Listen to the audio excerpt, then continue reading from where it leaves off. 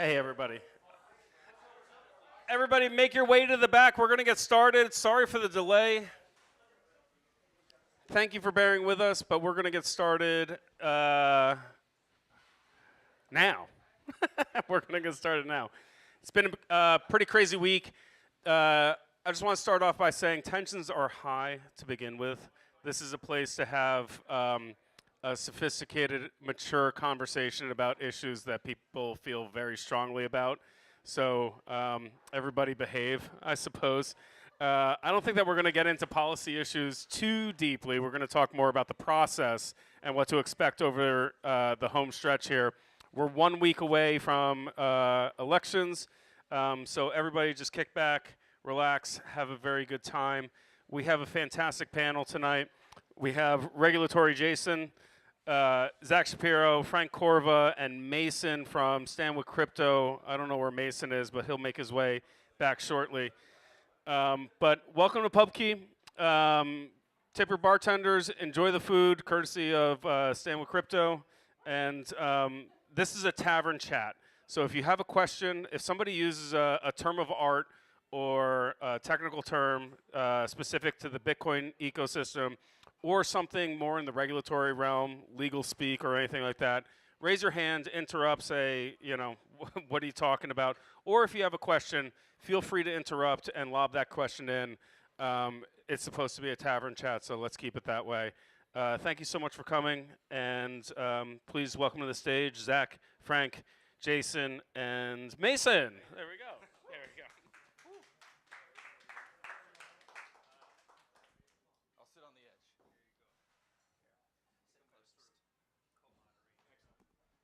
What's up, PubKey? Is this working? Cool. All right.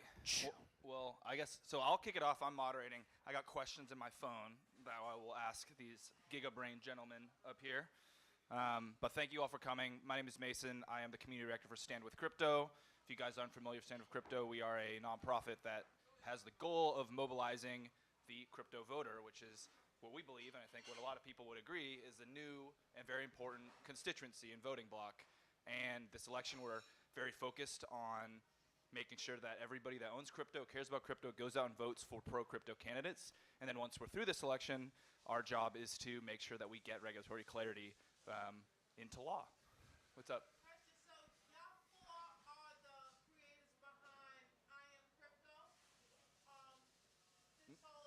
No, I work for Stand With Crypto. I'm the community director. So, yeah. Oh, thank you. That's right. We got another Stand With Crypto team member in the audience too. Yeah. Yeah, well, you help. But yeah, no, it's been an amazing opportunity, like an amazing project, and thank you everyone here that's a part of it.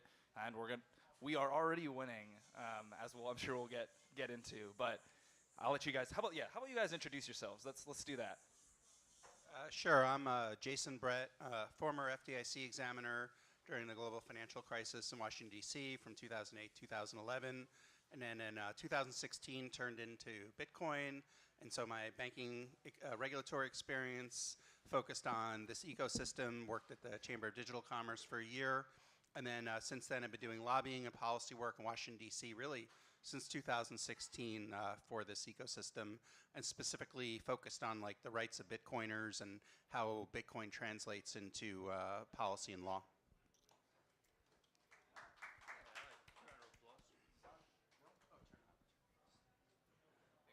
All right, here we go. My name is Zack Shapiro. I'm the managing partner of a law firm called Reigns LLP. Work with Bitcoin and crypto startups doing regulatory issues, venture capital, and corporate law. And I'm also the head of policy at the Bitcoin Policy Institute, which is a think tank focused specifically on regulatory and policy issues that touch Bitcoin. Yeah, round of applause.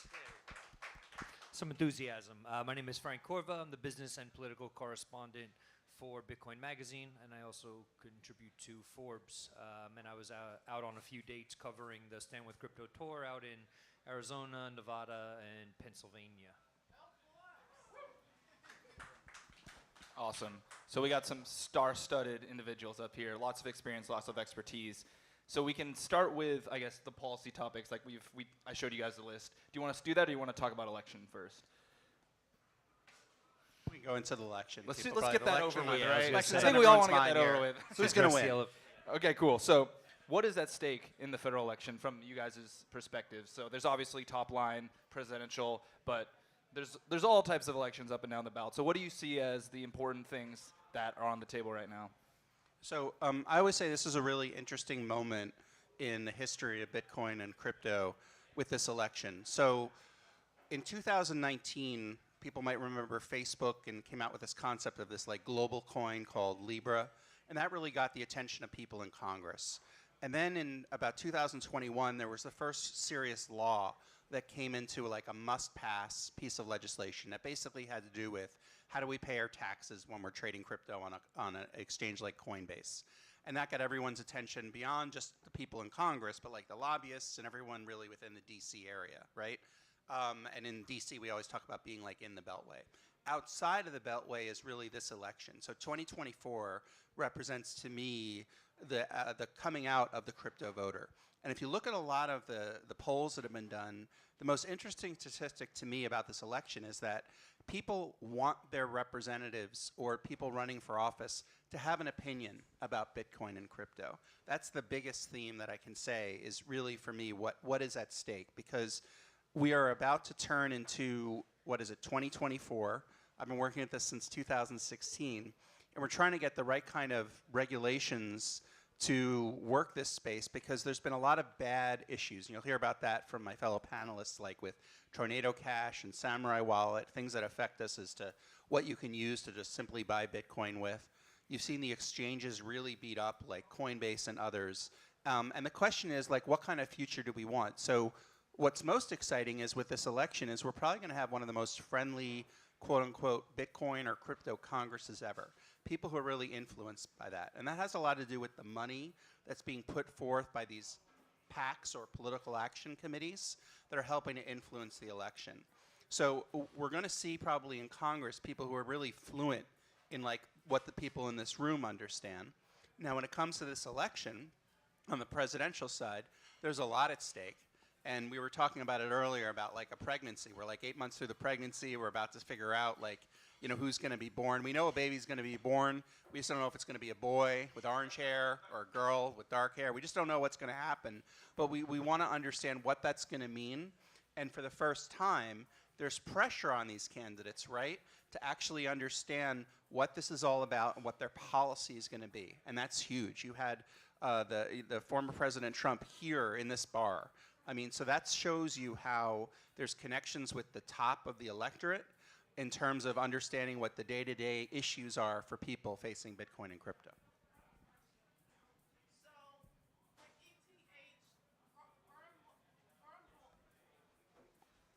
So with ETH Wormhole, when I had transferred some ETH from MetaMask to Coinbase, I really got lost in the Coinbase when the ETH went, because I tried to transfer to the regular ETH so I can make a comment. Let's talk about that after. I can help you with that, I think.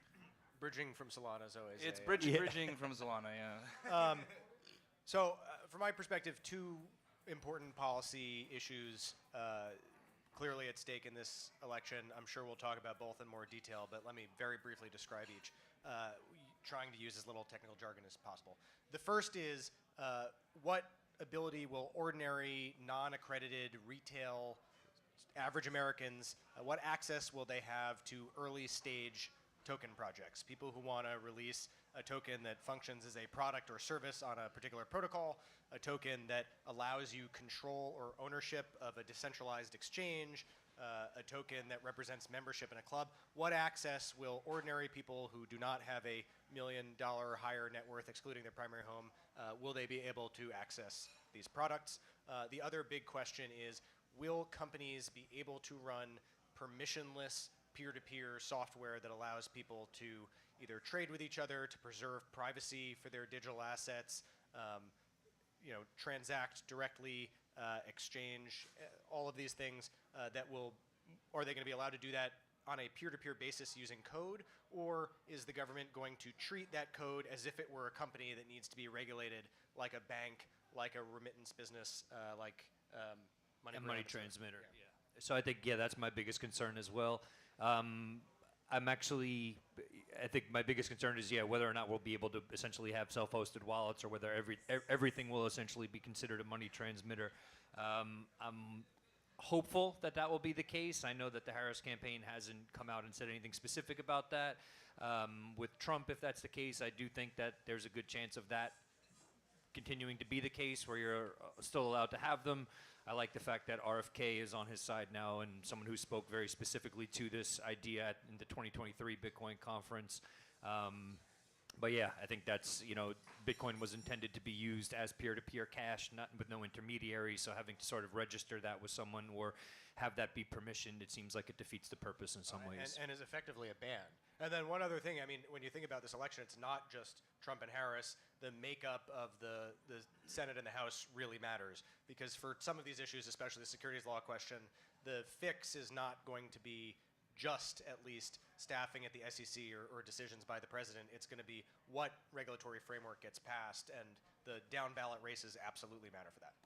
Yeah, ultimately, that was the mission that Stand for Crypto was started for, was getting regulatory clarity and a framework passed, and that's time and time again that laws are probably the really important thing to get done, right? But yeah, so I guess the question here is, we're talking about presidential versus the trifecta, the down ballot. What do you think is possible in the different scenarios here? So, again, trifecta versus divided government. Like, what are the paths forward, and what does that look like in 2025 and beyond? Yeah, so, when we talk about a trifecta, the idea is to have Congress in both the House and the Senate be one party, and also the president, which means theoretically the president could get a lot of things done because Congress enacts the laws, and then the president either vetoes it or accepts it. So it's looking like the Senate may be Republican and the House may be Democrat. We don't know if there'll be a sweep where they both will be. What's interesting about this election is that you actually have a lot on the line, not just at the presidential race, which is razor thin, meaning crypto votes, and the work that Stan with crypto is doing is really important, because every vote matters in this election, particularly in a lot of the battleground states.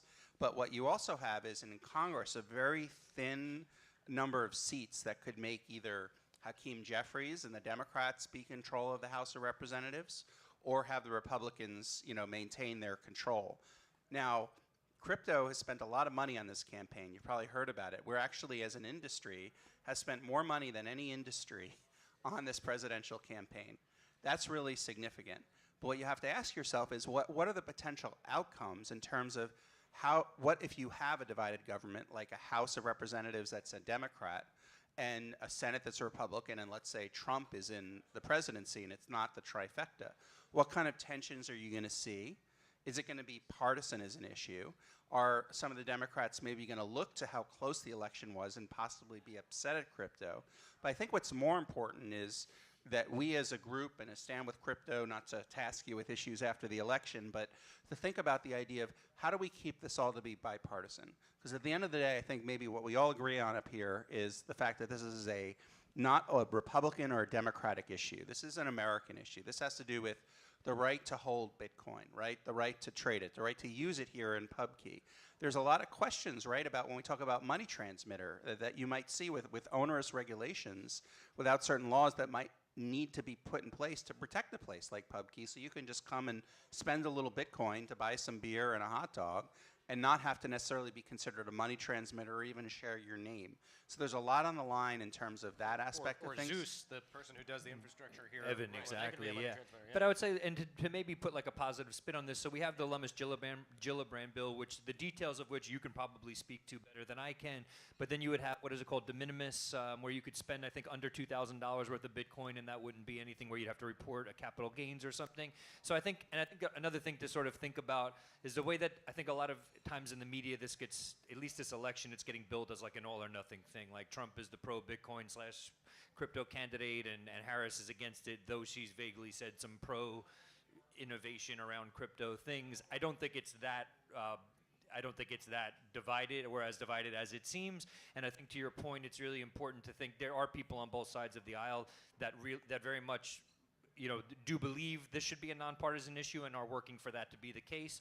I was speaking about this beforehand in the spaces. I recently interviewed Vivek Ramaswamy and Wiley Nickel, two people obviously on totally different teams. Wiley Nickel being a Democratic senator from Congressman from North Carolina, and Vivek an advisor to Trump, and they both said for the sake of the industry and for the importance of this moving forward in a way that where we can come up with reasonable regulation around it, this needs to be bipartisan. So I think that there are people on both sides who really do not want to turn this into a wedge issue, a hot potato, and I think that that's something we should keep in mind. That's inspiring in a way. Yeah, I think specifically on the question of a divided government versus trifecta, I mean, the place to start is we have three branches of government. We have the legislature, which is supposed to be the most important, that makes the laws. We have the executive branch, which enforces the laws. And then we have the judicial branch. When there's a dispute about what the laws are, it draws those disputes and it decides under the US Constitution which laws are or are not permissible.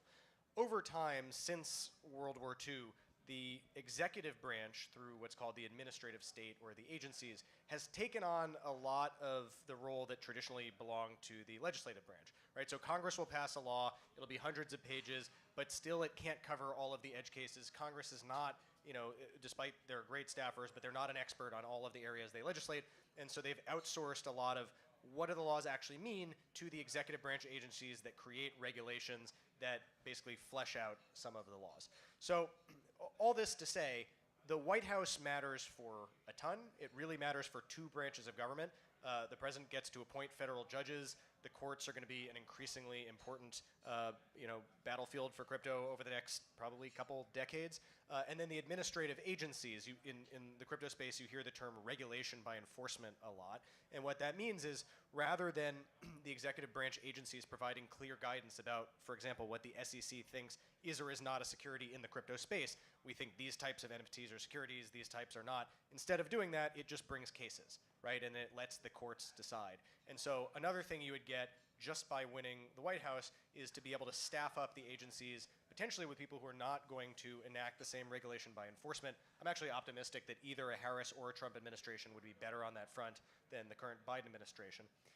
But then if you get a sweep or even close to a sweep, then you unlock the legislative branch, which is really ultimately at the end of the day, the ultimate prize here, at least in terms of regulatory clarity, is to get rules written for a 21st century world where Bitcoin and crypto exists that actually are meant to deal with the technology rather than taking laws from 50 years ago, 80 years ago, the founding, and trying to interpret it in the light of technology that people who wrote those laws could have never imagined. I have a question because this is new app where you can pay student loans with crypto. That's cool. Actually, that's really cool. Let's wait. We're gonna do questions towards the end once we get through these questions here. But just for like a piece of information, tidbits for folks that don't know. Everyone here I'm sure is familiar with the SEC being relatively hostile with the chair, but from a legislative perspective, there was a large bill called Fit 21 that would set rules for the road and kind of delegate different responsibilities across agencies that passed through the House with bipartisan support. So we had basically unanimous support from the Republicans, I believe, and then 74 Democrats crossed the aisle to support the bill as well. So as we're talking about making this nonpartisan, it's increasingly impossible for this to become a wedge issue from my perspective, at least in the legislative arena. So good stuff all And around there. to tout that success so far, so there were two crypto-related bills going through the legislature at about the same time. The first one was called SAB 121, and it was repealing I think if you ask anyone who really understands it, ridiculous, there's no other way to look at it other than ridiculous policy by the SEC that if a bank or some financial institution holds crypto or Bitcoin on their balance sheet, they need to treat that as a full liability and they need to cover all of it. And probably because of the influence that Elizabeth Warren has in the Biden administration, Biden said he would veto that if it was passed through the House and the Senate, and it was passed through the House and the Senate, and Biden vetoed it. And it's really hard to understand from like a good faith policy perspective why that was, other than being hostile to crypto. Then there's the Fit 21 bill, which is much, much more ambitious. It's a much bigger deal. It's a regulatory overhaul for crypto. Maybe we can get into whether we think Fit 21 is good or not, but it was certainly seen by everyone who's voting on it as this is a litmus test for being pro-crypto. And the Biden White House put out much softer language saying, we look forward to working constructively on it. And the fact that on this, what should have been an uncontroversial bill, you got a veto, and then in the other one you got softening, really just shows how much influence the industry has on Capitol Hill, and there is real reason to think that this matters. Yeah, and then for the viewers and for the folks in here that were active in that campaign, there was, I don't know, I think Travis might remember, there was like 50,000 emails and calls to Congress that week to get drum up support on Capitol Hill. So, you know, shout out the crypto voter. And in that segue, let's talk about the crypto voter a little bit. I know you've got some great experiences to share, but across the entire stage here, I'm sure each of you guys have different perspectives on what the crypto voter is and what it looks like and what the impact can be. Yeah, I'll start. I went out to, like I said, the Arizona, Nevada, and Pennsylvania dates of the Stand With Crypto tour. Was pleasantly surprised at a lot of things that I saw. One, and I mentioned it in one of the pieces I wrote about this, was that oftentimes the crypto space is sort of like known for the crypto bros, right? Dudes that look like me, white dudes who are into crypto, blah, blah, blah. And that's not a lot of what I saw. I saw people of different races, genders, ethnicities, you know, people out there who were super pumped about this. And also it was obviously a much younger thing. I'm not as into crypto more broadly, more just Bitcoin, but it was cool to see a lot of people half my age who were sort of native to the space doing their thing. And also when I spoke with people, I remember speaking with someone who was, I think had just maybe within the last few years immigrated over from Vietnam, and other people from all over the world. I think this was in Nevada, and talking about their political beliefs. And it's interesting, people really, you know, with a lot of the candidates that spoke or who they'll be voting for, they're not necessarily thinking in terms of left or right. They're just sort of like, yeah, like I really believe in this technology. I'm going to vote for whoever backs it. And at all of the Stand With Crypto events, at least the ones that I attended, you had, I think, not only Democrats and Republicans, but independents there as well. So you had people representing all sides of the spectrum, speaking with great nuance, you know, very intelligently about the asset class, about why it's important. And yeah, I think Coinbase has issued, I think, a graphic about this, but I think in every state, so you had the vote differential in each state between Biden and Trump in 2020. I think the number of crypto owners versus that vote differential is about 10 times the amount. So there's 10 times the amount of crypto. So if there's 30,000 votes that separated Biden and Trump in 2020, there's 300,000 voters, I'm sorry, or whatever I said, 10,000, 100,000 voters in that state that that own crypto. And that's not necessarily the Stand With Crypto advocates, of which there are many in these states as well. So I think that I don't think either party fully knew how much of a voting base this was going to be going into it. And even some members from the team at Coinbase, their head of US policy, have said to me, we didn't even totally know this either. So I think it's been a surprise to everybody that this has become such a voting block, and it's good. I think it's a positive thing. The biggest issue in this election seems like it's the economy. People are really upset about inflation. They're really upset about how it's unaffordable to buy your first home in basically all of America. And you know, this is something you see the media confused about all the time, despite the fact that 80% of Americans say they're doing financially well. A very large majority of those people would say that they don't think the economy is doing well. And I don't think everyone maybe understands why that's happening. Certainly the commentators and newspapers say they don't understand why that's happening. But I think a lot of that is about the money that we use, right? We run up a huge debt in our society. We deficit spend every year. We basically monetize that debt like we saw in COVID to pay for it. And part of the impact of that is inflation, but part of that is sort of a more pernicious debasement of the dollar relative to assets that even if it doesn't make people poorer, it makes the jump from one social class to another harder and harder. And I think when you look at Americans who have that intuition that, okay, maybe I have, in terms of the stuff I'm buying, I have more spending power, but I don't feel like the economy is working and I think it's unfair. I think that is really what they're seeing, is that the truly scarce stuff, the slots at elite colleges, the real estate, the enough Apple stock to have a good retirement, that stuff is inflating way more than the CPI numbers. And to me, this is the main problem that Bitcoin specifically is meant to fix. And so I'd be curious to know how many of the crypto voters came to that position from looking at the situation. And one thing on the topic of crypto voters I'm curious about is, are people going to see this problem, at least for what I think it is, over time? And is that going to be the source of the next 10x what we have now of crypto voters?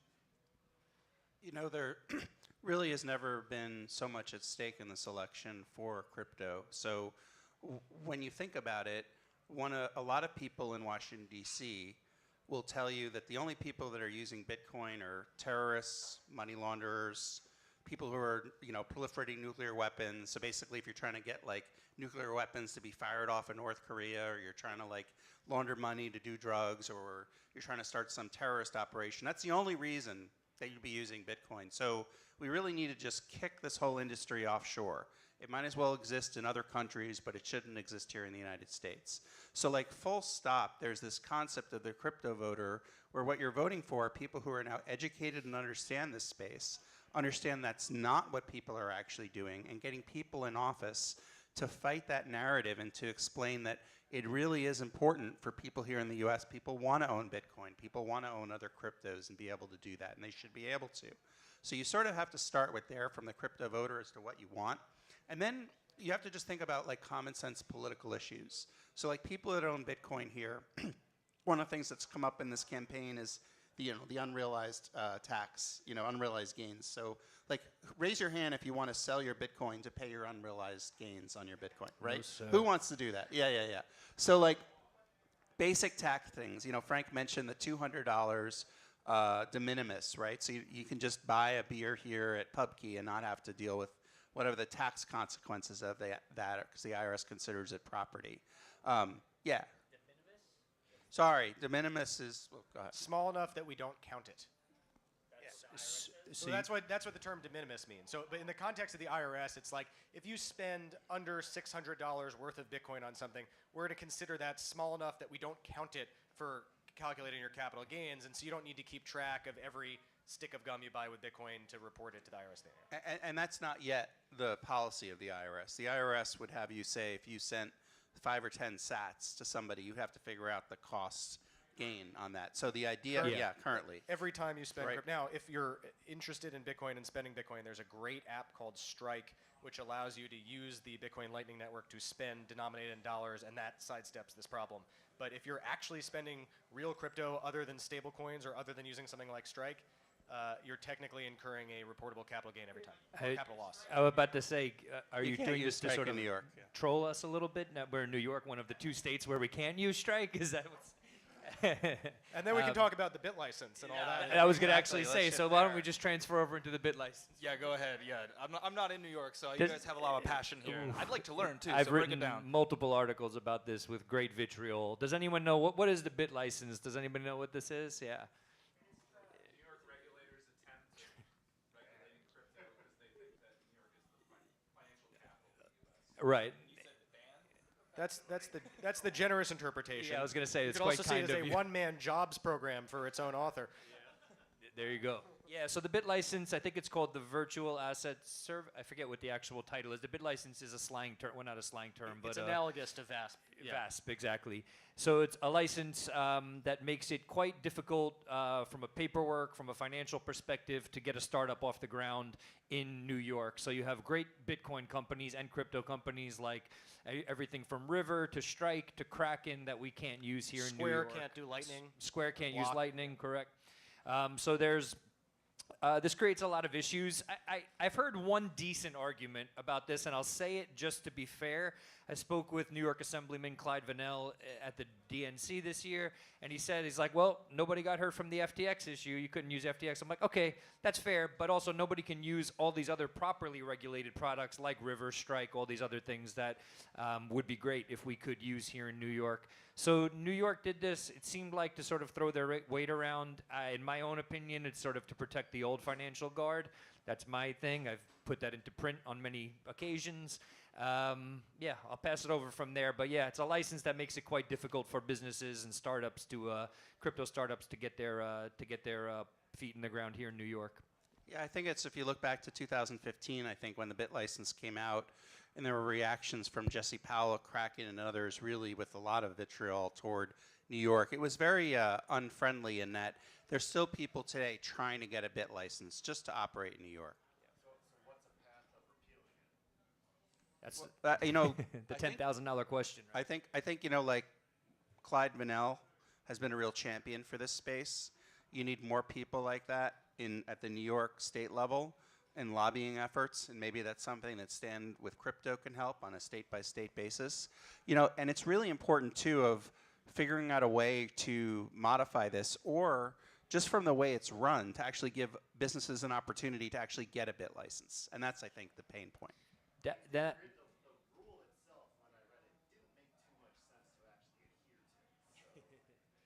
adhere to in what sense? I mean, as a company, you have to.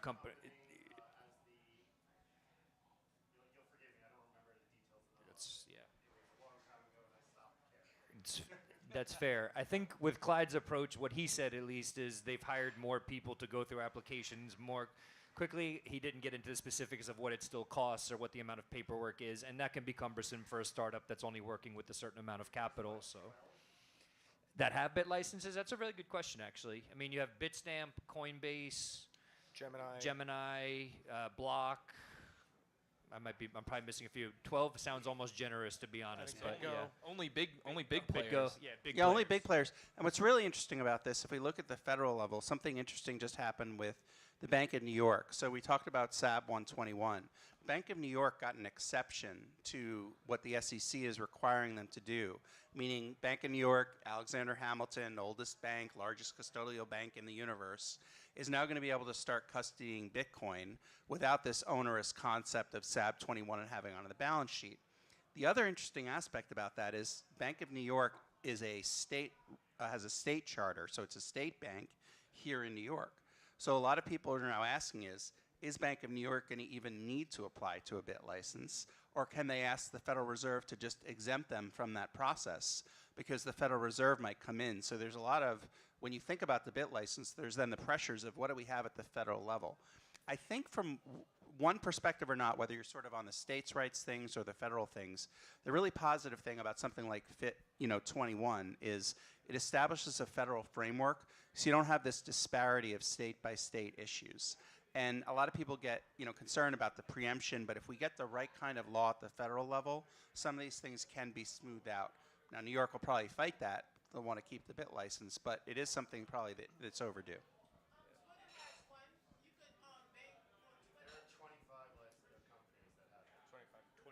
Okay.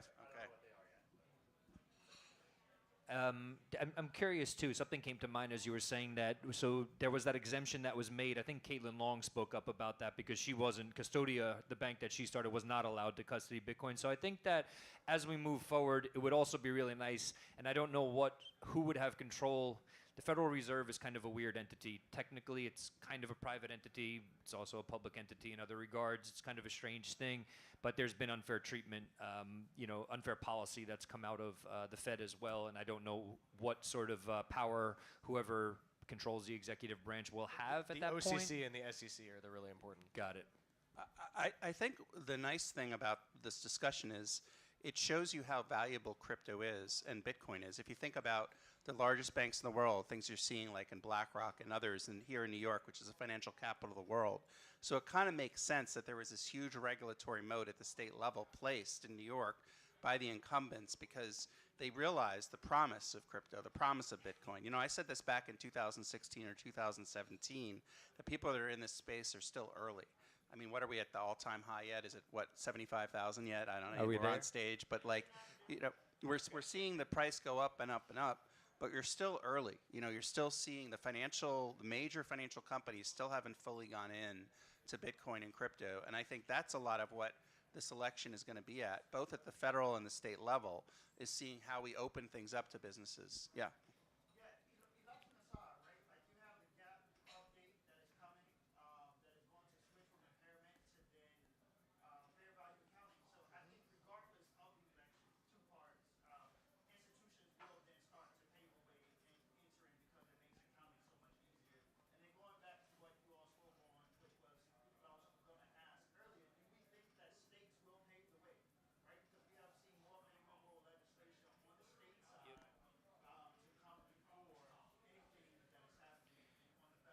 Yeah, can I ask? I want to sort of further that too, and also ask the question. So you have a lot of the work that Wyoming has done. They've done amazing work, and I also haven't read it yet. But what just came out of Pennsylvania? I know that there was something. Yeah, I haven't gone through the document yet. I don't even. Maybe you were shaking your head too, but yeah, it seems. Ability to custody Bitcoin. Got you it. know, There's so you stuff have in Ohio too, and then preserves. Texas obviously has a lot of good stuff going on. Yeah.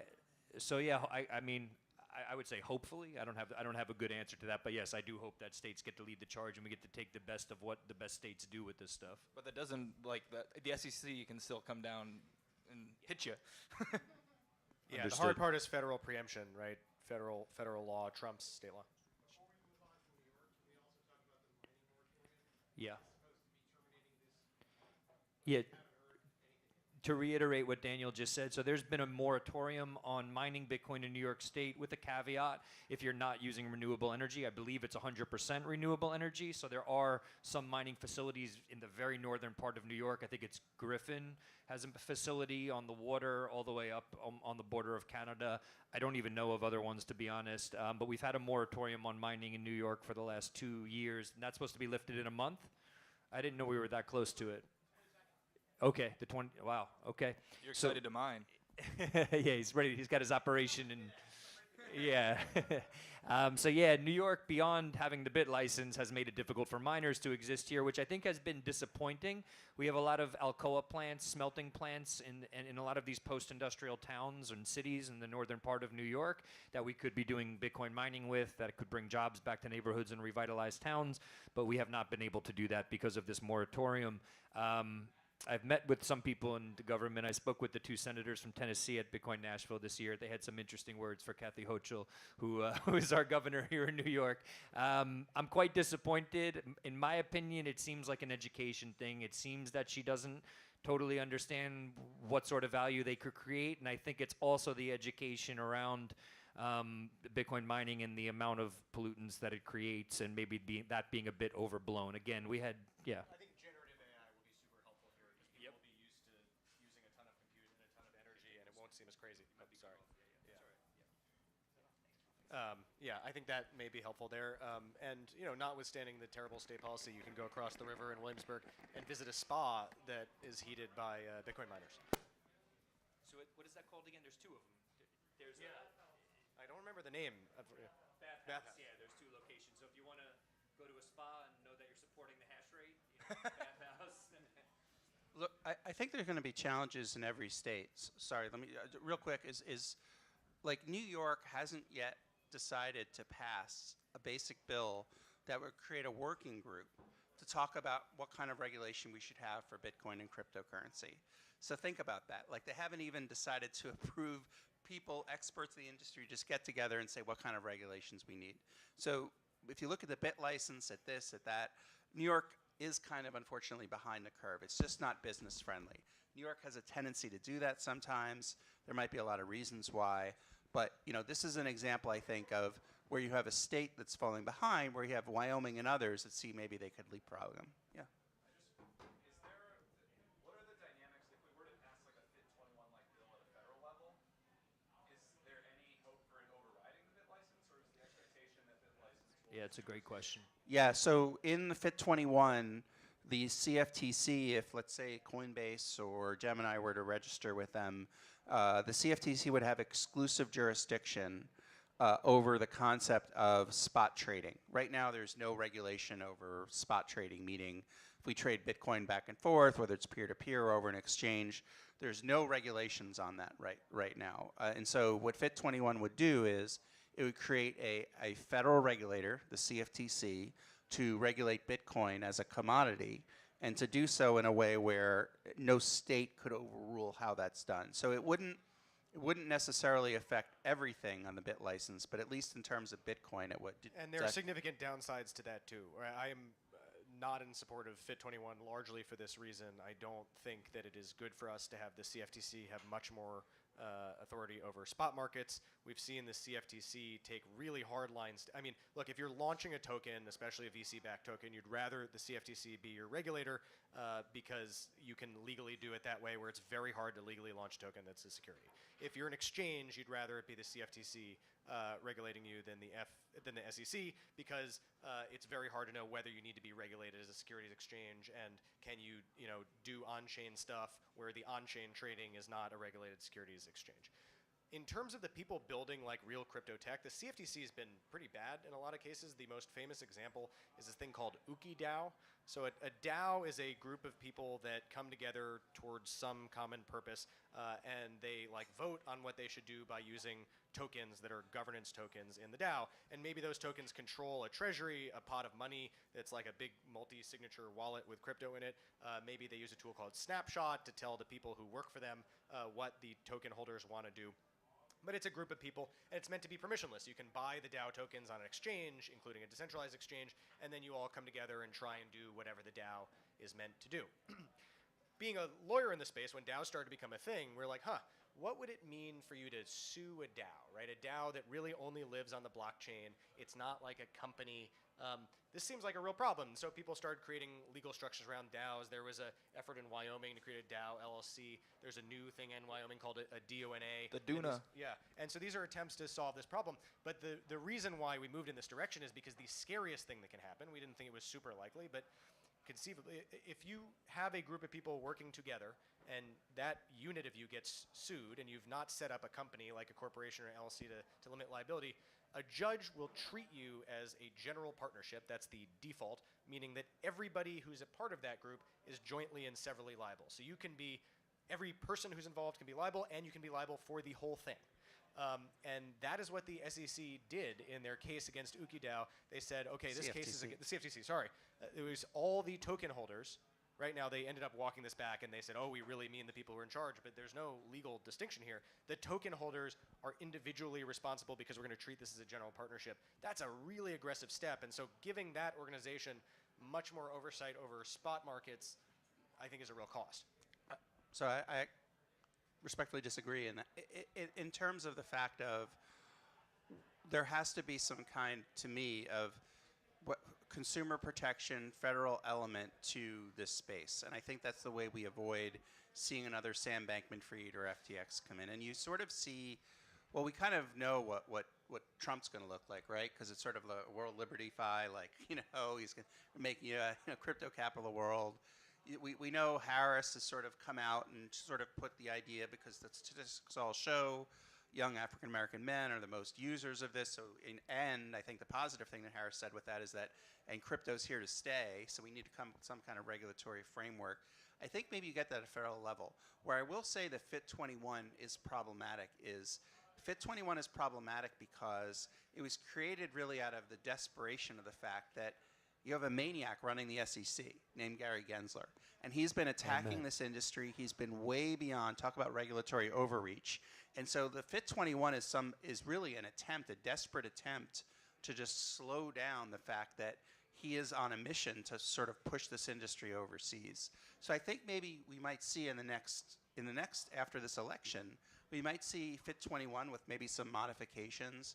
I will say there is that concern, right? If you have Bitcoin being regulated by the CFTC and the price of it, does that mean they can stop the trading of Bitcoin? Like, how would that work? There are all these questions you have to get to.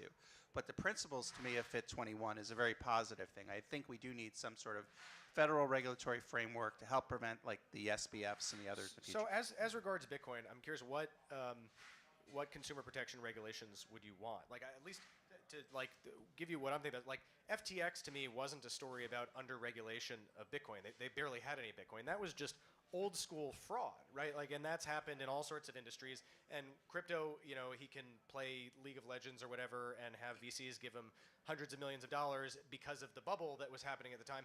But really, what went wrong at FTX wasn't about under-regulation of Bitcoin. It was an exchange run by criminals. And at the same time, I look at, some of the very best consumer protections I think are coming from private companies. There's a Bitcoin exchange, River, based in New York, but you can't use if you're from New York, the irony of the bit license. But they've implemented proof of reserves. So you can see where your Bitcoin that you own on their account lives on the blockchain, and they can prove that they own it and they have the keys to that Bitcoin. There are exchanges that are doing great, River and Swan doing great education campaigns to let people know, take your Bitcoin off the exchange, right? Hold it in self-custody so you're not subject to the same risks of FTX. But I think this is being driven by innovators more than regulators. What do you think we need regulators to come in and do that industry wouldn't do on its own?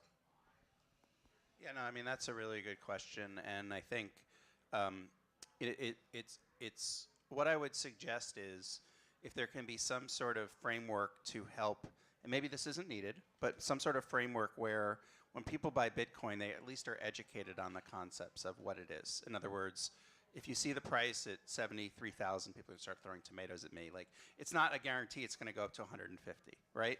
And so the basic disclosure regime might be a way to start. And you heard a bit of this. I was just at the DC Fintech Week with Chris Giancarlo, who may be the next chair of the SEC under Trump, who's talked about we need some kind of disclosure framework. The question is, how much do you need that from the regulation? And then how much do you need, like, the Coinbases and other companies around the table to help produce what that looks like? I'm not saying this is perfect, but I'm saying something so people understand what it is, what they're buying, not be discouraged from buying it or necessarily encouraged, but have some sort of where both the consumer's protected and then the companies aren't just bashed, on a constant basis. Yeah, and I think from either the protection on that level you were talking about with the DAO, but then also protection for companies operating in this space. Like, I think it was maybe last year at some point Kraken paid something like a $30 million fee to the SEC or something like that when they had gone in and asked for clear rulemaking. We have to get past this basically like mafia-style rent seeking, and I'm sorry if that's out of line. I know that's whatever, but like that's how it feels to me. I'm just speaking bluntly, and it seems like when it comes to a level of protection, I think beyond the consumer, the business people, whether you're involved in a DAO or whether you're running a massive centralized exchange, you just need to feel that you're doing this in whatever the compliant way is. You can challenge what that compliance looks like at that point or what the regulation looks like, but having nothing and this approach that we've talked about, the regulation by enforcement approach, the chilling effect that it has on anybody trying to start a new company is brutal. And to be honest, it's like, I sound like a right-wing maniac saying it. It's just anti-American stuff. We shouldn't have bureaucrats, stopping companies from getting started in the United States. To give people a little bit of a flavor, let's just use the Kraken thing as an example. When we talk about regulatory uncertainty, like what is uncertain? The primary thing that's uncertain is the way the securities laws apply to crypto. With most securities that you buy or sell, they are securities on purpose. They are like actual securities. So you sell an equity security, stock in a company, everyone knows it's a security.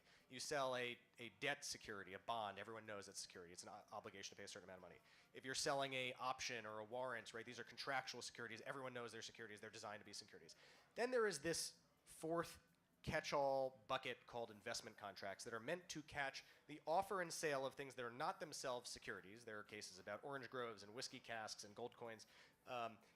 But the thing that is not a security is sold in such a way that we're going to treat it legally as if it were a securities offering.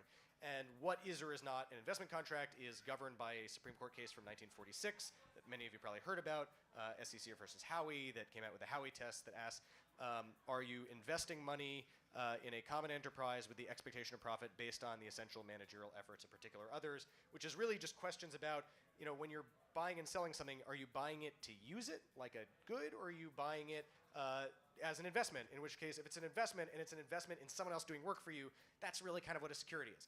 But there are some things that have both attributes. So an easy example to think of is like a rare pair of Nike sneakers. You can buy a pair of Nike sneakers for its consumptive utility. You buy it to wear it around because it looks cool, because you can flex on people. Or you can buy it to flip it and make money. So you can buy it for consumptive utility, or you can buy it in the expectation of profit. Lots of crypto tokens have both of these things, right? They are quote-unquote utility tokens. They are meant to be gas or like Chuck E. Cheese tokens to operate a certain protocol. But lots of people buy them to bet on the price going up, and arguably the price is only going to go up if the company that made the token exercises efforts to make the protocol successful. And so instead of providing clear rules, the SEC is just launching lawsuits against those token issuers, and the companies are responding by saying, oh, we're just a software development company, and the token is really launched out of this Cayman foundation that doesn't have any owners, that has subsidiaries in the BVI, that have a service contract with the DevCo, and by the way, we're not going to pay any taxes. And this is just a really bad, and then we don't know which ones you can sell to retail, and they sue Coinbase for listing tokens. So that's bad. And then on top of that, the SEC is taking the theory that like, staking programs is the example in Kraken. Ethereum, the second most popular cryptocurrency, moved from a proof of work consensus mechanism like Bitcoin, where you expend energy and do math to get new Ethereum, to a proof of stake system where you put up a bunch of your ETH and you say, okay, I'm going to honestly validate blocks. If I'm being dishonest, you slash me, I lose my ETH. But if I honestly do this work, you pay me a little bit of the new ETH that's being created for doing that service.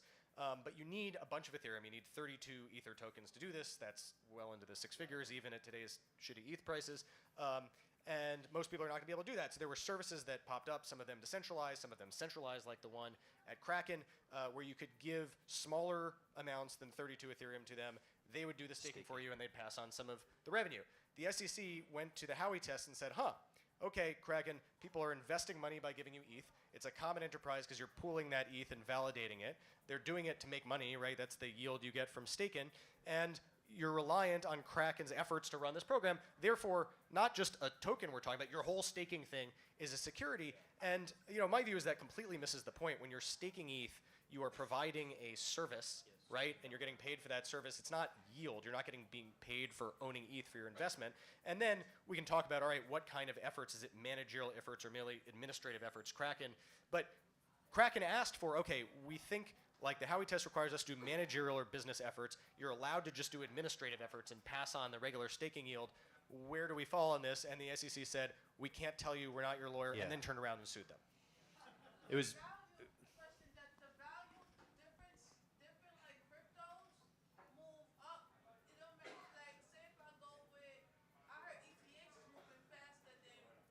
It's definitely not, but yes, different cryptocurrencies trade for different prices. That's true.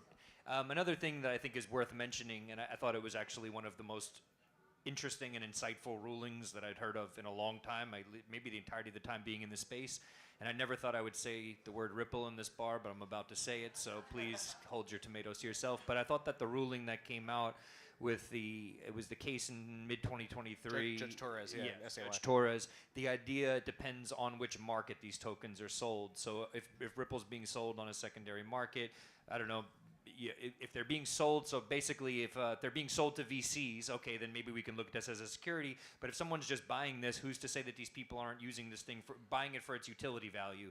Maybe someone's buying Ripple because they want to do some sort of international remittance with it, and on the other end they sell it. Maybe there was no actual value increase in the meantime.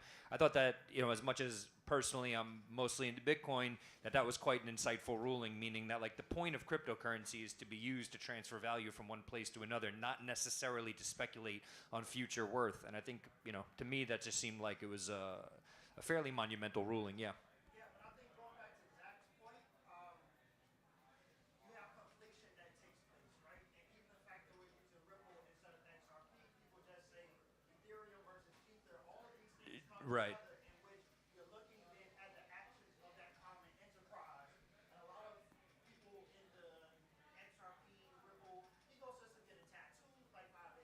They're pretty weird, the XRP army. It's a weird bunch. Yeah, right? And then they're banking on, well, Ripple has this partnership, right? And then they'll draw all of these dots and connections, which to them then, Ripple then has to come out with a diagram that says, like, this is Ripple the company, this is XRP. The token. Yeah, these two things don't provide each other anything. And like we're making these moves, that does not inherently mean that this token or coin is going to move. And I think that same language has to come out with a lot of these also projects that are essentially, for lack of better words, masquerading as cryptocurrency, but they're really unregistered security. Yeah, I think that's fair. I mean, the cool thing about, again, we can workshop Fit21, I guess. So you guys have opinions. I love to hear it. I don't really know. I haven't read the law as much as I've read the summaries, and so I've read the abstracts and everything. I didn't go down how many pages it is. But one thing I thought was interesting was the decentralization test, right? And it was like 20% decentralization. 20% of tokens owned by one entity means it's not decentralized if there's more. And I thought that was a cool mechanism, right? Anything's better than what we're doing now. So I'm a practicing crypto lawyer. I have this conversation multiple times a week with people who are launching tokens. And right now, there are two arguments you can make that your token is not a security, and that really only two. And you really can't have your token trade. You can't get an exchange if you can't make one of these arguments. One is that it's the utility token argument. It's that a reasonable person, and by the way, this is not an empirical question, not what do people actually think. This is the hypothetical reasonable man that we learned about in law school. Would the hypothetical reasonable man be more likely to be buying the token for its consumptive utility, right, wearing the Nike shoes, versus the expectation of profit? right? Like we can look at some metrics, but the metrics like are not supposed to matter, and so this is an incredibly amorphous, unclear thing. And people go to the SEC and they're like, "We can't tell you. We're not your lawyer," and then they sue you. So that's really hard. And then the other is decentralization, which the SEC for a long time was resistant to the concept that you could be a security and then not be a security. So can we explain that a little bit? Hester Yeah, Pierce has so talked about this is safe harbor. Is that No. So this is we'll go back a little bit further and we get to the safe harbor. But there are cases. So the Howey test comes from a case from 1946. There are all sorts of cases in the Howey line of cases about things before crypto was invented. I'm a big fan of whiskey. My favorite case is called Glenarden, and it's about a whiskey distillery. And people were buying casks of whiskey that were aging in a warehouse in Scotland. And the SEC said, this is a securities offering, this is an investment contract. And the way they applied the Howey test was, okay, you're investing money in a common enterprise, you're all coming together to buy these barrels of whiskey. In the expectation of profits, you're not going to drink the whiskey, right? You're buying it while it's in the barrel, you don't have the right to drink the whiskey. And those expectation profits are based on the managerial efforts of the distillery at aging the whiskey, bottling the whiskey, marketing the whiskey, et cetera. Okay. That, of course, does not mean that the liquid in the barrel is literally a security. Of course it's not. And that same liquid, when it's in a bottle in a liquor store and someone buys it to drink it later, that it's not security. And the analogy here is like a token is not literally security. It's a piece of code. Now, it might be offered and sold in some way that's a securities offering. And in the modern day, almost all tokens are sold via token warrants, via SAFTs, via some securities instrument when it's sold to private investors. The question is then, at some point later on, can it be not a security? And in 2018, there was a director of the SEC who gave a lunch talk.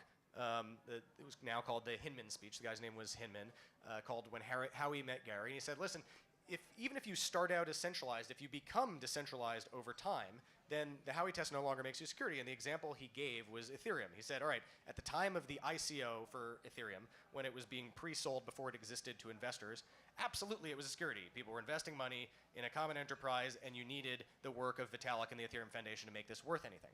But today, right, and he was saying in 2018, but certainly I think there's a better case in 2024, if someone's buying Ethereum, even if they're buying it in the expectation of profit, even if they're not buying it for gas fees, would they still invest in it if Vitalik was hit by a bus tomorrow? Yeah, probably, yeah. There's so many different companies and people building in the ecosystem, and that's a very different situation than an early stage startup where if like the founding team quits, the token's going to zero. And so this is you can see where all the gray lines come from here, but like this question of like, eventually the founding team's effort becomes less responsible over time should have been pretty obvious. And Hinman said this, and this is something the SEC was super resistant until recently with they allowed the ETH ETF, I think, because they figured they would get beat in court if they tried to say ETH was a security today. Law is fun, right? And also to contextualize this, with people say like, sorry. well, none of this was the case with Bitcoin. There was a Bitcoin Foundation at one point, many, many years ago, and there were specific groups of people who were working on it. I'm not saying that, I'm not trying to throw Bitcoin under the bus or something, but there have been concerted efforts within the Bitcoin community where you could say like, these are the people working on it, and point the finger at them if something were to go wrong. Jason? Yeah, no, I think a lot of this will come down to common sense. And that's what we want with the voters in this upcoming election. For instance, the point about like, are you really running the project? It's sort of like, what's the Trump project, World Liberty-Fi? Like, I'm running for president and I have all these Twitter followers, but I'm starting a decentralized exchange. It's not really from my efforts, right? It's like if you're staying at Trump Hotel, okay? I mean, you know where you're staying, you know who's probably created that hotel. So a lot of this is going to be common sense. What we need is probably from the election, hopefully with the right kind of candidates in Congress, but also in the administration, picking the right officials who are going to be at the head of the SEC and others to help interpret these laws in a sensible way, for this industry to succeed. Yeah, do you guys want to do some questions, or what do you think? Yeah. Yeah, sure. Or if there's time. Great comments from Zack. Really appreciated the legal side of the issue. So throw Fit 21 out the window. You get all the houses in Congress, Senate, and the presidency.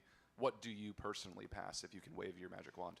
So I think for the token securities law issue, something like the Lummis-Gillibrand bill makes a ton of sense.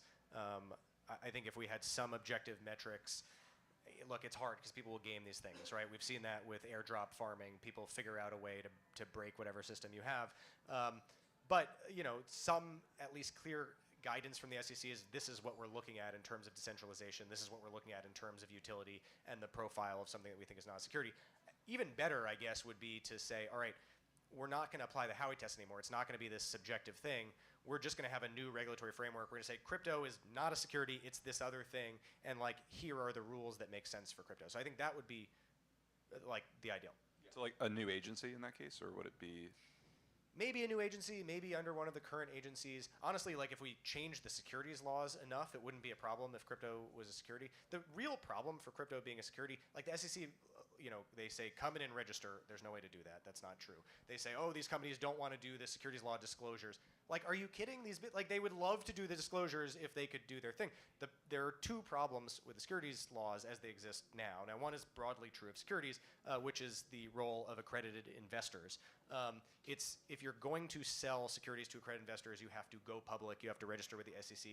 That's an incredibly onerous, difficult process that no startup can afford. And so early stage equity in companies, early stage securities are all sold through private offerings that require you to be an independently wealthy person, or at least reasonably independently You have to have wealthy. a net worth of over $1 million without Excluding your house. personal home, or there are different numbers for individuals and couples, but there's an income requirement over the last 2 years, or you could pass the Series, I think, 65. But this does not apply to most Americans. So that's one big problem. And then the other problem is DeFi, right? It's if you have securities, especially if they're registered securities, they need to trade on securities exchanges, right, or ADLs or something. And that is not a thing for DEXs, right? It's not a thing for peer-to-peer trading. You can trade securities literally peer-to-peer, but like Uniswap is not a registered securities exchange, right? And they're going to be sued by the SEC for that. They've already received a Wells notice. And so there's not a way to use crypto in a way that's at all interesting that it's crypto as opposed to any traditional paper security. And so, like, if the securities laws change, then maybe that would be helpful. So, but rewriting like the 33 Act and the 34 Act is that these are the securities laws that like the Howey test and stuff emanate from. That's like a big ask. I don't know that we're gonna get that next semester. Do you think you could get something like that if you had all three wings of the government? You'd have to convince Congress that crypto is more important than they think it is now, which is a great project for you all. And also for some contextualization, I know there are some people watching that are, maybe we're streaming this through Bitcoin Magazine's channel. There are going to be layer 2s built on top of Bitcoin, and I think as time goes on and Bitcoin just gets looked at more as money, people are going to trade securities and other assets on top of Bitcoin and layer 2s and all of this stuff too. So just for the sake of a quick sort of contextual moment there, this stuff does apply to Bitcoin as well. It's not just what's being currently built on ETH or Solana or Ethereum or Solana or something. And should we like talk about the money transmitter stuff, because that is directly relevant to? So I was actually going to say, you just asked, what was important. This is the person to speak with when it comes to the knowledge about what's happening right now with Samurai and Tornado Cash and the legal precedent that this may set. So yeah, I think that might be worth diving into. Cool. All right. So let me just back up a little bit to give everyone the context here. So Ethereum, the second most popular cryptocurrency, even though the price sucks. And Bitcoin is really meant to be a savings technology. It's I think the best form of money people have created. Ethereum is trying to do a slightly different thing, which is to have money be more programmable, right? They call it Turing complete, and you can build programs that run on Ethereum called smart contracts.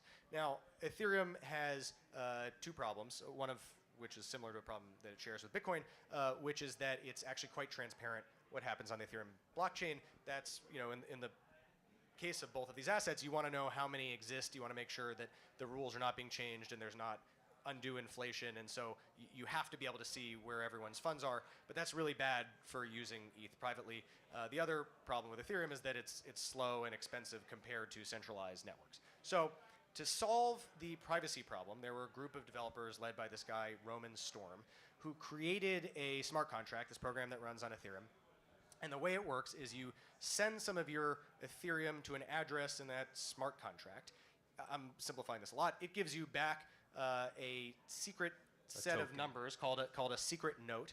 And you can later go and use that secret note to withdraw other Ethereum from that smart contract, the same amount that you deposited, using a zero-knowledge proof without saying anything else about yourself, which is a super cool piece of cryptography and allows people to spend Ethereum in a way that's private, that you can't easily see.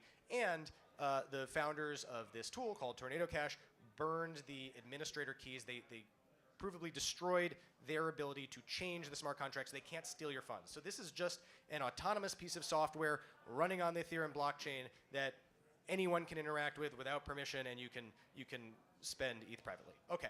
The other problem we said about Ethereum is it's slow and expensive, but some of you here remember the year 2021, people got really excited about NFTs. And one of the use cases they wanted for NFTs was to have these be like video game assets and video game characters. And there was one game more than others that really took off. It was sort of based on Pokemon, but all of the characters in the game were NFTs. The in-game currency was a cryptocurrency called Smooth Love Potion, and people were jazzed about this game. But Ethereum is too slow and expensive to play a game on Ethereum, so they created their own blockchain for this game, which is called Axie Infinity. And the blockchain they created was called Ronin, and it connected to Ethereum. You would bridge your assets, your ETH, your USDC, your NFTs into the Ronin bridge, and then you'd play the game on Ronin, which is centralized and moves faster, and then you'd bridge out to Ethereum. Now, unfortunately, the North Korean government, in an effort to get money, sent people to infiltrate the company that made Axie Infinity. They got access to the Ronin bridge, and they undertook what is, to this day, if you measure it at the value at the time of the heist, is the biggest heist in human history. $650 million in like 90s, however fast an Ethereum block closes. And then they took that money and they laundered it through Tornado Cash, which was not great for those of us who believe in privacy tech. And understandably, right, the United States government freaked out. They wanted to send the government in to shut the company down. The first thing that they realized that was a real problem was they actually can't shut down Tornado Cash. Remember, we said it was immutable.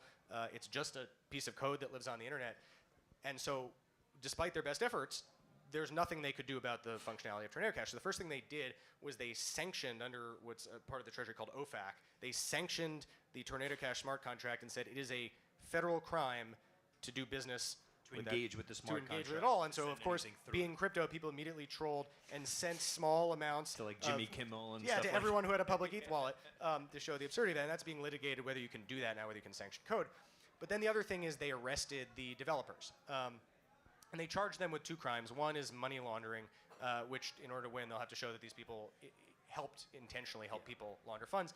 But then they charge them with this other crime, which is running an unlicensed money transmission business. A money transmission business is a regulated entity that has affirmative AML KYC requirements. If they don't register with the government, if they don't get state licenses, if they don't do proactive KYC AML, that's a crime. You can go to prison for it. Up until this point, every crypto lawyer I know of had relied on a piece of guidance from FinCEN. So when you said you have to get licensed, you get a license with FinCEN, which is another part of the Treasury, to say I'm a money service business, I'm a money transmitter, which is a type of money service business, and I'm subject to these regulations. FinCEN put out guidance in 2019 talking about a bunch of different business models. They were a little bit unclear what they said, but it sure sounded from reading their guidance like if you were custodial, you were a money transmitter. If you were non-custodial, you weren't. And just to contextualize that, whether you're touching the actual keys to the assets or not. So if you're actually, you take control over somebody else's assets for a period of time, however short that might be, that would be the custodial versus non-custodial. Yeah, so think about like a custodial wallet is a wallet where the actual crypto is being held by the wallet owner and you have an IOU. And then a non-custodial wallet is where you hold the private keys, right? So that's the distinction.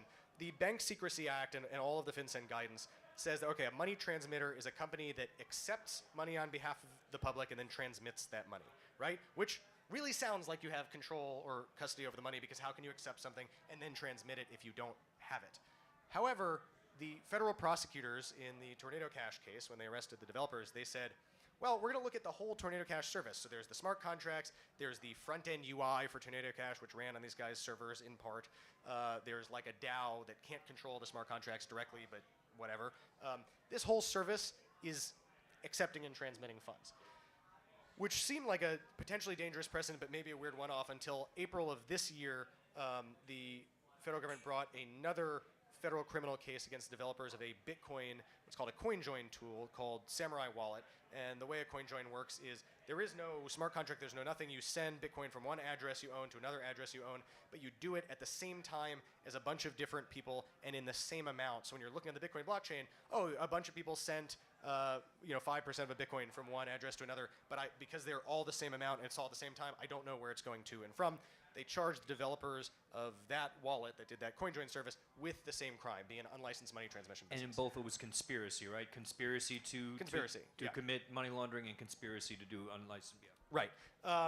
But the big news here is that the government thinks that you can be a money transmitter if you publish and run code, right? But that actually, we just found that out recently, and that was the judge. Well, that was the government's theory. Okay, so yes. But then we recently heard in the Tornado Cash case, we just got an update right. where essentially we have a sort of new radical I'll say radical, but a new interpretation of the Bank Secrecy Act. As of 3 weeks ago, this problem has become like a 5-alarm fire because a federal judge ruled for the first time in favor of the government in the Tornado Cash case, saying the Bank Secrecy Act doesn't require you to have control to be a money transmitter. There's no difference between a on-chain privacy tool and a custodial mixer like exist on the dark web. And that we can't rely on the mainstream interpretation of the 2019 FinCEN guidance. And so this is immediately a problem for privacy tools, and then very soon it's going to be a problem for other non-custodial business models. So in the Bitcoin space, Lightning and eCash are probably in real trouble. In the crypto space, layer 2 sequencers, right? If you don't need to have control, like, how is like Base not a money transmitter? And then, downstream of that, it's our validators, right? Validators facilitate people's movement of money, right? Is that money transmission? If you run an ETH validator node, do you need to KYC everyone you can't do that. If you're a Bitcoin miner, like you can't do it. And so like this could amount to a ban on the actual like real use of crypto as opposed to like buying Bitcoin in your BlackRock ETF. And so this is like a real big issue that the whole space faces. And one very brief last thing on this is Elizabeth Warren, who's I think even worse than Gary Gensler, the biggest enemy of crypto, she tried to ban the use of crypto in a bill called DAMLA, which tried to pass, that the industry rightly was up in arms about. But her method of doing that was just to specify in the law that everyone here is a money transmitter, right? If you run a wallet software, if you run a node, et cetera, et cetera. And we were able to beat that back at the legislative level. But remember, 3 branches of government, a federal judge could make these rules overnight. And so my view is the money transmission issue is the biggest issue we face, and the arena that we're fighting this in is the courts, which is something I think we have under-allocated our time and attention to relative to Congress. Yeah, I could say that I think it was Zack, myself, and maybe there was one other journalist or person interested in this for the reasons that we're talking about today that were in the last hearing for the Samurai case. Before that, it was just me in the courtroom with someone else from Bitcoin Magazine. So there hasn't been a lot of attention paid to this just yet. There is sort of internationally people watching. But to contextualize it and to maybe do a little bit of a shill for PubKey here, you're thinking, well, why do you need to transfer this money? Why do you need to sort of do these coin joins or do something to remain anonymous when you use cryptocurrency? The majority of us here, we're all, I think everybody, if you're from New York, we're living in a place where, if we're not outright doing criminal activity, we have a functional financial system. We're not worried about getting caught for anything. But they do an event here at PubKey with the Human Rights Foundation. There are activists around the world who rely on the ability to use Bitcoin anonymously or as close to anonymously as possible, and it's a life or death issue for those activists. I've met a number of them. A number of them have been on this stage. So if you can, please join us for join PubKey for the HRF events. But it is really important that we're able to use this sort of with some level of anonymity, because blockchain ledger, the Bitcoin ledger, the Ethereum ledger, as you just said, these are highly transparent things. And if we do see mass adoption of this technology, imagine everybody sort of having access to your bank account information or your email address. Like, this is how transparent the ledger is. So having some ability to sort of use this in a way where everybody doesn't know what your balance is or something is going to be tremendously important if something like Bitcoin fulfills what it was sort of built to fulfill, the role that it was sort of meant to play in the world as an alternative financial system. So there are companies like Chainalysis and Palantir that have a giant data set of everything they've been able to glean about what crypto wallets belong to whom. And in Palantir, they use it for their intelligence services. In Chainalysis, this is used in court and by government agencies a lot. But the end point of this is like this data may well leak. It might become available. AI is making it easier and easier to search data sets. And we really might get a point absent these privacy tools. I want to underscore everything you said about human rights activists and the work HRF is doing. That's a huge important use case for privacy. But also, like, do you want to buy a beer at PubKey and then have someone know every transaction you've ever done and your net worth? Like, that seems like not a great trade-off. Yeah, Craig Raw, who created Sparrow Wallet, speaks a lot. He just says, I don't think psychologically the world is sort of prepared for what all of that means. So it's a tremendous amount of transparency, and these tools help to sort of, give us a little bit more privacy. Yeah. Was it a question? Do we have any more questions? So you mentioned the OFAC sanctions, and we provide validator services. So what that means to us on the OFAC sanctions is we have to use specific relays, and that's been the rule for quite a while, and it has an impact on our services because we are now putting a filter in the front. So I'm wondering, is it again a path of when does that no longer an OFAC problem as a validator? I don't think that's going. I mean, Look, I actually think there is some decent case for the government sanctioning certain wallets, right? We really don't want people doing business with Hamas or, North Korea or whatever. And I actually think as far as like the level of enforcement saying, okay, this Bitcoin wallet we know belongs to a bad actor, you can't do business with it, like that actually is pretty analogous to what happens in the traditional financial system, and I think not that unreasonable. And compliance for most companies isn't that bad, right? You use a screener, like you have to not do business with OFAC wallets, you have to notify someone if you get funds from an OFAC wallet, but it's not nearly as onerous as if you're a money transmitter and you need to spend millions of dollars on licenses and then have a like risk-weighted KYC program that you just can't comply with if you're permissionless. I think sanctioning a smart contract is ridiculous, and really bad precedent, but I don't think OFAC for like regular crypto is going away anytime soon.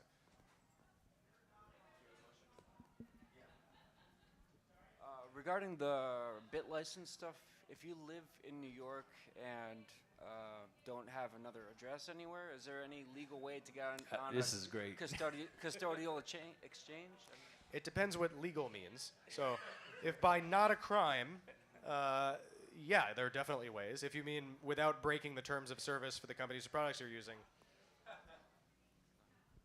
Nice. As a New Yorker who likes to use tools. Right.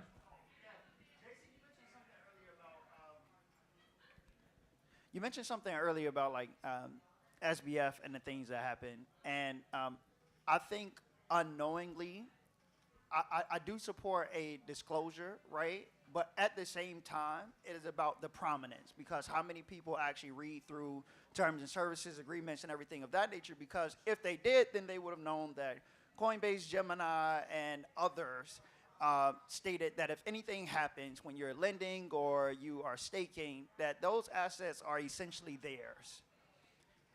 So then that does not necessarily take into account the calculus of other people who are saying, yeah, like I'm willing to take this risk because, oh, nothing is going to happen, right? And I remember just a couple of days ago, I was having a conversation with a person and was like, yeah, I have XYZ amount on Coinbase and you guys are crazy talking about, non-custodial wallets, right? And then everybody in the group is like, hey, if you don't read, then you'll never know. And then it is possible because XYZ exchanges have been hacked. So I think, disclosure aside, it sounds great, but in practice, us breaking the mental psyche and the cognitive dissonance there is like, yeah, this is a multi-billion-dollar company. They have all of these insurances, and then they wrap FDIC into this some way, somehow, fictitiously, right? So I do think it's important to have some type of disclosure, but the prominence is going to be important, and then us educating people, in short.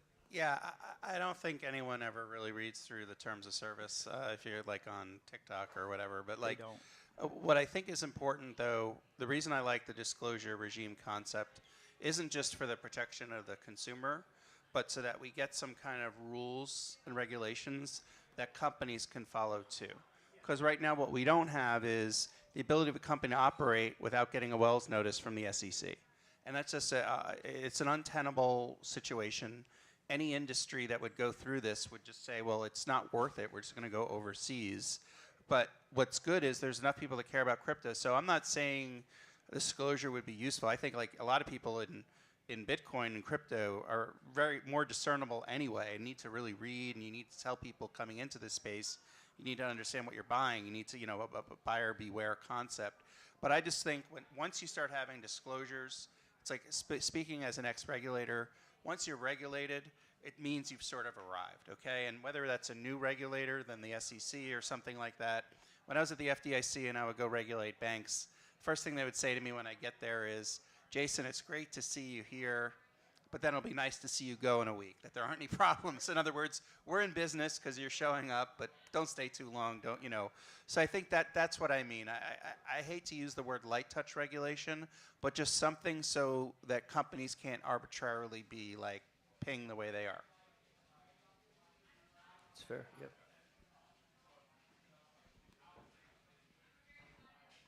Let's say that I'm starting like a more traditional fintech company that is not crypto, and I would be subject to all of these money transmitter and KYC rules. Then I look over at like Circle, and they just have to check the OFAC list. Won't I be jealous? Like, what's the vision for like harmonizing this? Well, you could start a stablecoin company, which, by the way, is what the banks are all going to do once there's a stablecoin bill passed and there's more regulatory clarity there. Now, the risk to stablecoin issuers now is that, like, of all of the types of comprehensive legislation we're going to get, the one that is most likely to happen first is a stablecoin bill. We might even get that during the lame duck period, is what the rumors are. And it could be, you know, I think Circle's in a different situation than their main competitor, Tether, but there might be quite onerous regulations they have to follow. The interesting question, which I think you're getting at, is, okay, those are going to be regulations about what you need to do to issue a stablecoin, right? And it has to be reserved in a certain way. You have to have OFAC screening, and then you have to comply with government orders to freeze and potentially burn assets. But is the trading of those stablecoins on a blockchain, right? All the stuff that's being held in the global south, all the tether on Tron that people are using because they don't have access to American banks, is that going to be subject to individual KYC? And I don't think we've seen any, you know, hint that will be the case, right? I think the interesting regulatory question that's analogous to what traditional fintechs do is really about the crypto rails on which the stablecoins move and not the stablecoins themselves. But I think we'll see traditional finance get into the game as soon as they feel more comfortable. I think that fintechs in general are facing challenges, particularly from the banking regulators. Like, if you look at a lot of those that have tried to have fintech partnerships with banks, it isn't just specific to crypto. So fintech in general gets to be a very challenging aspect. I think what's interesting with like Circle or the stablecoin is it's a really neat invention that allows for like a near instantaneous settlement of like fast moving money that is a good invention for banks as far as moving forward. Stablecoins may be thought of as deposits one day. We just don't know where that will go. But that is the ultimate question is, you know, what type of banking laws should apply? Does it need the full realm of regulation? Or is it just become a bank? You know, what's new or what's different about this? What's the value proposition of crypto? And that's something I think that will be an ongoing, you know, issue that will be grappled with. Yeah, I think there's a lot around fintech that would be sort of mind-blowing for a lot of people to know. I won't say who said this to me, but it blew my mind. Somebody who sat, I think it was with a member of the Federal Reserve, and as they were sort of describing what they're doing, that person saw that person writing down the word API with a question mark next to it. Literally, this is what we're dealing with. So I think that there's, you know, sometimes we sort of, what does it say, like it's malice or something like that, whereas it's just like a level of education that we, beyond crypto, like what an API is. So there's a lot. Yeah, I think to your point about fintech. Don't attribute to malice what you can attribute to ignorance. Correct, yeah. That's what it is, yeah. Yeah, you talk a lot about Bitcoin and Ethereum, but you really haven't touched upon Solana and its prominence and rise to prominence lately. Do you have any feelings or thoughts on that? Well, so the big regulatory question about Solana is it a security? I talked about Bitcoin and Ethereum, which I think are both, at this point, clearly not securities. Solana has not been sued itself yet by the SEC, meaning the Solana entities, but it is named in the Coinbase and Kraken and Binance lawsuits as a unregistered security that each of those exchanges listed. And I think the question there, right, again, like going back to the Howey test we were talking about before, if you're buying Sol, first, are you more likely to be buying it as an investment or buying it to use Solana-based apps? I would think at this time it's mostly people speculating on Sol. At least that's what it looks like on Twitter for sure. Assuming that's the case, if you're buying Sol because you're hoping the price will go up, Is it essential that the Solana Labs and the Solana Foundation do various work in order to make Sol outcompete its whole thing is TPS and performance? Is that reliant on efforts by Solana Labs and the Solana Foundation to make happen? And if so, like, we're going to probably need some of this legislation to get passed to redefine what constitutes a security before like Solana is at all in a regulatory good space. I don't know if that's what you were asking about with like Solana. I think it's great that you brought up Solana, like, because Bitcoin and Ethereum mainly dominate the marketplace, right, as far as overall market cap. But where is the room for other tokens to compete?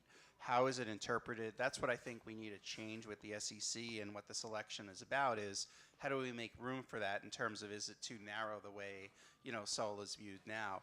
Like, Solana is an interesting, they've talked about maybe having ETFs or whatever, and like, we talk about Ripple and XRP, and we're kind of like, oh, whoa, the XRP army. Like, there's a lot of baggage with that, right? But Sol is this new concept that is growing, and I think it is going to be a challenge because anything that's new starts out in a way where I think the SEC maybe starts to perceive it as a security, and that's like the $1 million question, right? Is how could we ever get a new Bitcoin? Because we're always going to say it's a security. Right. Like, how does it actually start? Like, if the SEC was this active back in 2010, would they even have allowed Bitcoin to be created? I have a question, because I lost thousands on Solana and it never went through, but it was in a receipt, but it never went to the deposit. So that's the reason why, because of the suits or whatever. No, I mean, it probably some user error on the app. The problem with cryptocurrencies is a bearer instrument. If you send it to the wrong place, it's just gone. I mean, so one more thing on Solana. I think there's an interesting question that is, it's not a regulatory question, but it will probably inform regulatory questions. So Bitcoin is meant to do one thing, which is be a monetary asset.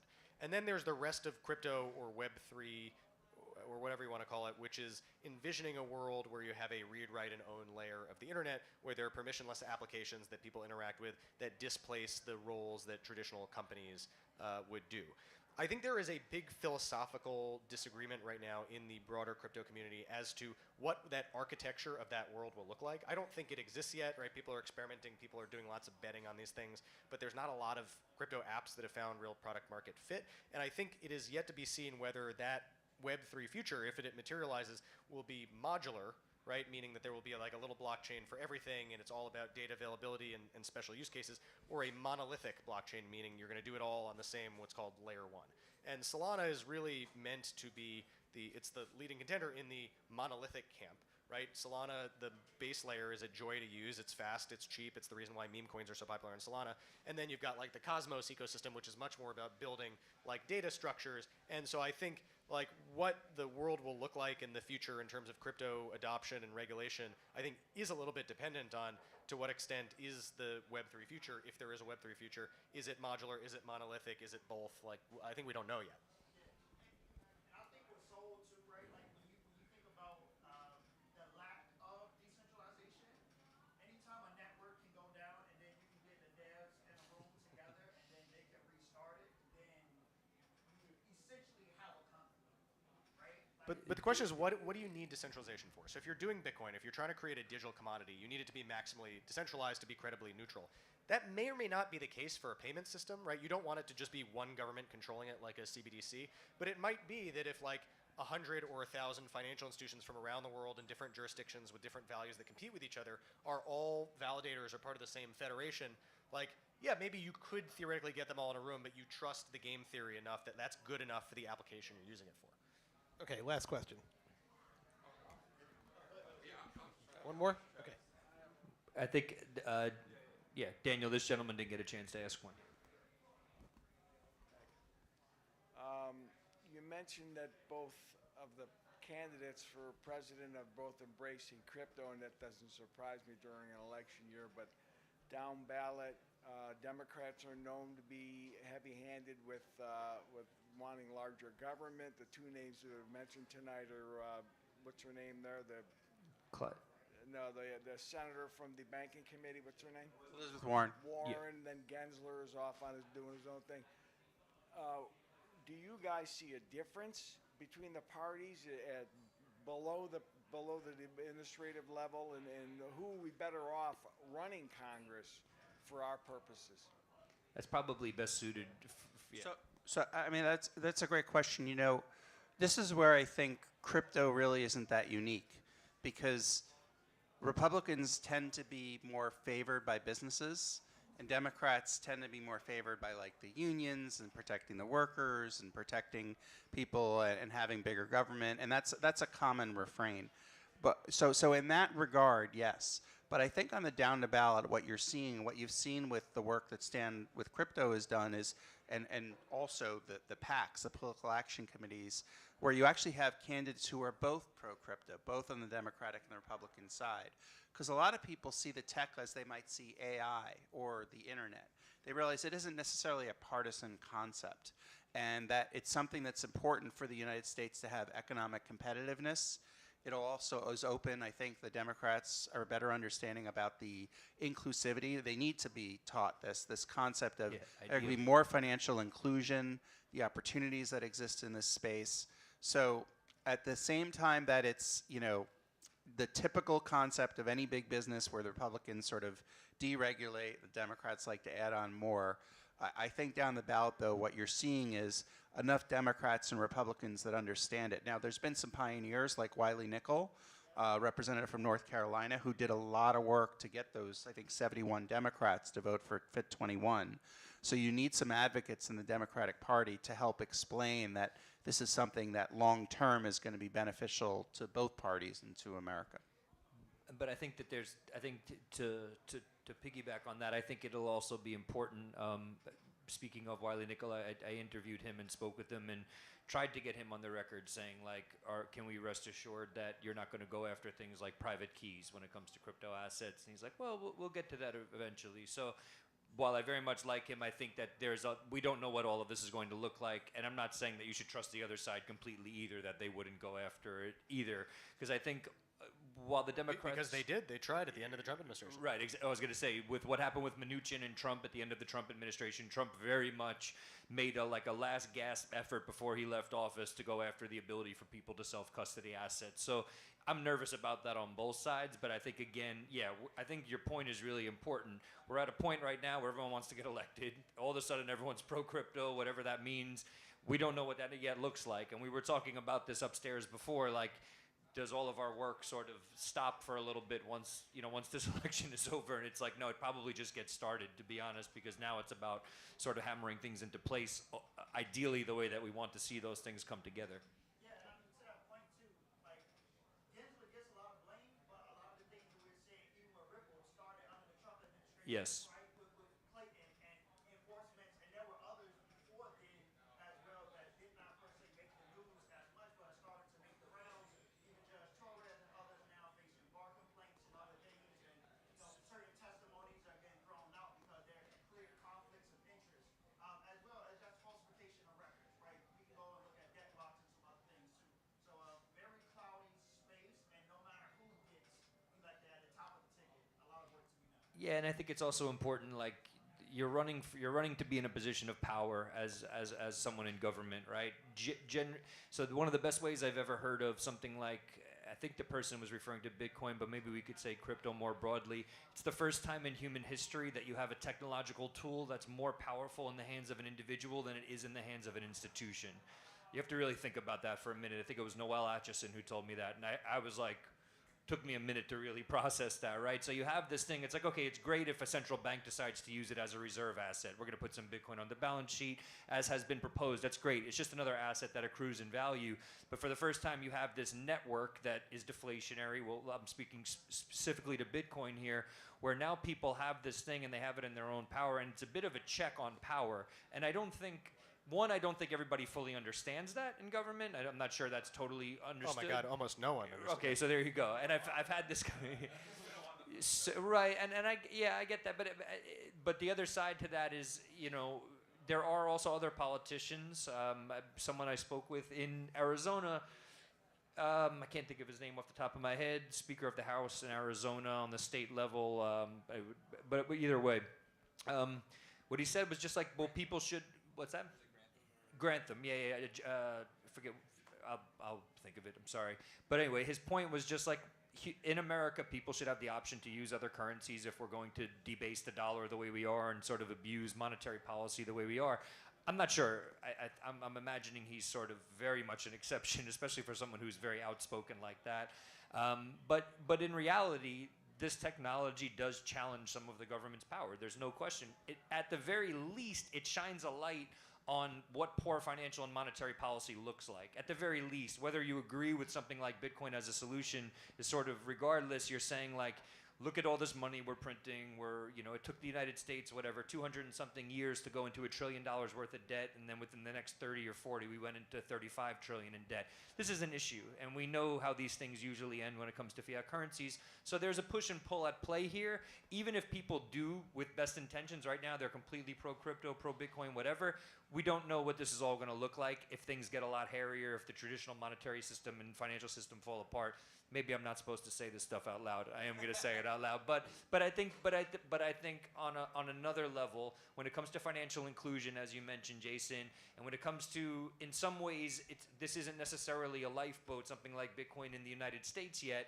But hopefully you would think like, well, it is, and it could be for people around the world, because we're talking about the inflation we're facing with the U.S. dollar when that's the prettiest pig in the pen, right? So that every other currency is doing worse compared to that. So I would hope that there's some level of human empathy as more education sort of gets out there, that people realize that and even if that's somebody living here, say I'm from Haiti or from some part of West Africa or Latin America, and I'm sending money home and it's in Bitcoin or something like that, understanding that human beings should have that right to transact and store the value of their wealth, of their time and their labor. I would just add, back to the question about, like, what does it look up and down the ticket? One thing I think Democrats have been a little guilty of that needs to be improved is there's this concept of, okay, Satoshi wrote this white paper and it's reinvented the way money's going to work. And there's a lot of people in Washington, D.C. that think the job isn't some coder out in San Francisco to come up with how money works. That's the job of the federal government. And that's really a huge concept in our society, and most societies have always existed where the government is responsible for the money that's provided to the citizens. And so you're seeing a huge break with that, with Bitcoin, this concept that maybe you could have some coders, you could have some innovative ideas brought to the forefront where maybe the way money is created is more democratic, which is, of course, what Bitcoin, as we all know in this room, is really all about. I mean, it's funny. I feel like there's this irony of the way that the government looks at Bitcoin and cryptocurrency, and it gets both wrong for opposite reasons. Bitcoin is mostly not technology, it's mostly money. It really is the first digital commodity, and it's not about the specific technology that underpins it. That's what allows it to be. The way to understand is to look at it as money. And yet we look at it like it's tech from a government perspective. The rest of crypto really is more about technology, but we regulate it as if it was traditional money, right? And we get these things completely backwards. And so I think hopefully some of this is time. My biggest criticism of the crypto industry writ large is that so few things have product market fit. We've had so much time and money and energy poured into speculation and the casino and meme coins, and great. I think people have the right to do all of that stuff. But I think a lot of that has perverted the incentive. It's so easy to get rich launching a token that people aren't building stuff that other people are using. And I think that's also what you hear when you talk to the government is like, okay, there's so much money, this is the biggest spenders in this election, and who uses it for what? Isn't this just crypto bros and Moonboy Lambos? And I think it's a little bit incumbent upon us to build stuff that really help people. I think Bitcoin is great as a savings technology. I think stablecoins are great, especially allowing the global south to have access to dollars. Let's get some more user apps in there, and then it'll be easier for government to understand how to think about and regulate the stuff. I think that's super important. Cool. All right, let's wrap it up. I think we've been. Could I give a quick little shill for the live stream we're doing next week? Yeah, let's get closing thoughts. Closing thoughts. At Bitcoin Magazine, we are going to be working with Stand with Crypto, as we have been over the course of this campaign. We've been covering the Stand with Crypto events, but we're going to be working together on a live stream on election night. So if you guys don't really want to tune in to CNN or Fox or whatever mainstream media you choose, you can join us via Bitcoin Magazine's YouTube channel, via our X stream. We'll be doing a stream from 6 p.m. Eastern time till about 1 a.m. Eastern time, so 3 p.m. Pacific to 10 p.m. Pacific. It'll be me and Pete Rizzo co-hosting it. Pete Rizzo, longest journalists with the most experience in this space covering Bitcoin and crypto. Jason will be out there with us. This will be held out in Las Vegas. We'll have the head of the Bitcoin Policy Institute, David Zell, with us, Margot Paez, Avik Roy, Joe Carlasari. And we'll be doing our best to be sort of talking heads, non-lame talking heads. We'll do our best. But yeah, we'll be. We even have really cool stuff that the Stand With Crypto team has been working on. It'll even sort of look like CNN, where we'll have like the votes coming in and blah blah blah. It'll be like, maybe not exactly CNN quality, but it'll be cool. So please join us. To everybody watching, that was watching tonight, thank you so much for tuning in on the live stream for this. And thank you, as always, to PubKey. If this is the first time you're hearing the term PubKey, if you're ever in New York, you know that you need to stop by PubKey. Bitcoin bar that has done quite the justice. We've talked about the unfriendliness of the state of New York to Bitcoin and crypto. PubKey has revived Bitcoin culture here in New York, so we thank them for putting on this event as well. Yeah, give them a round of applause. Let's get a round of applause for the speakers. But I think you said final thoughts. Yeah, that was my final thought. Final That's thoughts. it. You guys got Zach. some? Vote. Tell one of your friends to vote. Vote at the ballot box. And also vote with your pocketbooks. Buy Bitcoin. Own Bitcoin. Hold Bitcoin. Use it at a place like PubKey. Make your voices heard with the way you use your money. Make your voices heard in the election. That's the only way we get to a democracy in the modern age. Cool. Two quick things. One, chill after the election, after you've watched the election show and you've voted. 2 days after the election, on November 7th, we'll do an event here at PubKey. Myself, head of research, and the head of policy at Galaxy, talking about what the outcome, hopefully we have an outcome, means for the future of Bitcoin. And that'll, to me, that's where the interesting conversation starts.